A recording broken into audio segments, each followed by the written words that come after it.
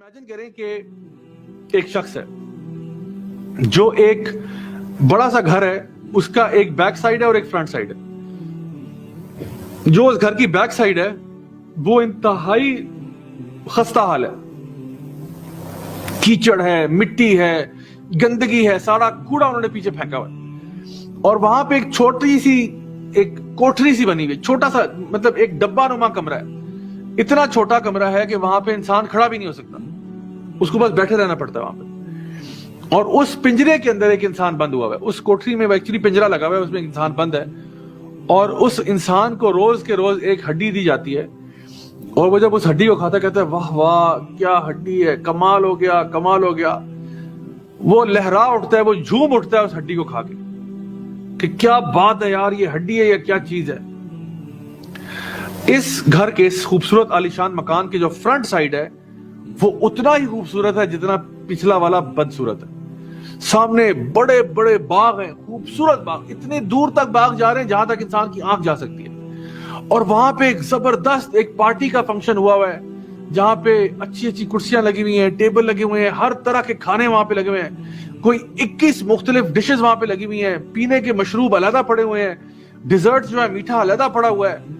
और लोग वहां पे हंस रहे हैं, मुस्कुरा रहे हैं, आपस में इंजॉय कर रहे हैं और मजे मजे के खाने खा रहे हैं। उनके लिए एंटरटेनमेंट का सामान वहां पे प्रोवाइड हुआ है और बच्चे वहां भाग रहे, दौड़ रहे हैं। एक बहुत खूबसूरत मंजर है। और वो जो शख्स है जो उस पिंजरे में बंद था, उसको सिर्फ 2 सेकंड के लिए कहा जाता है कि तू इधर, तुझे जरा बाहर की सैर करा दे।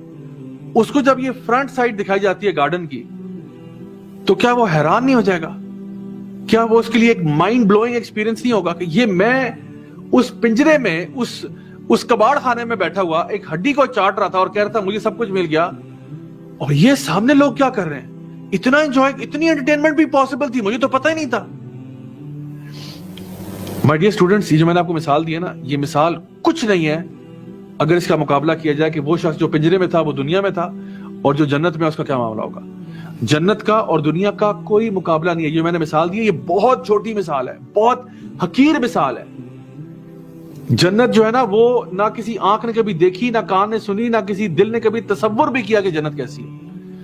हम लोग सारे इस हड्डी को चाट रहे हैं, इस दुनिया को चाट रहे हैं हम। वो दुनिया जो मच्छर के पर बराबर भी नहीं है अल्लाह के आगे, वो दुनिया जो मरी हुई बकरी से भी बदतर चीज है अल्लाह के नजदीक। और जिसकी तारीफ अल्लाह कर रहा है उसके हम पीछे जाते नहीं है।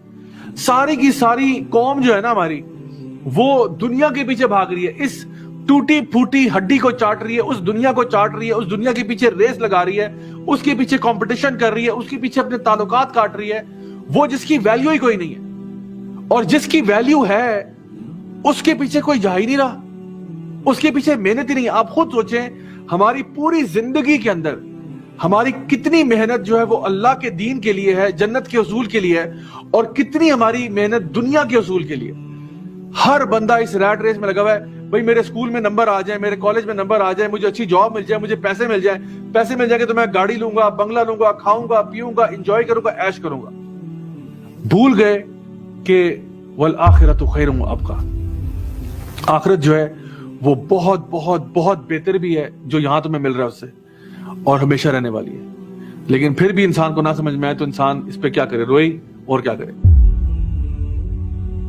दीन की बात फैलाना सदक़े जारिया है। सवाब की नीयत से वीडियो को शेयर जरूर कीजिए। जज़ाकल्लाह।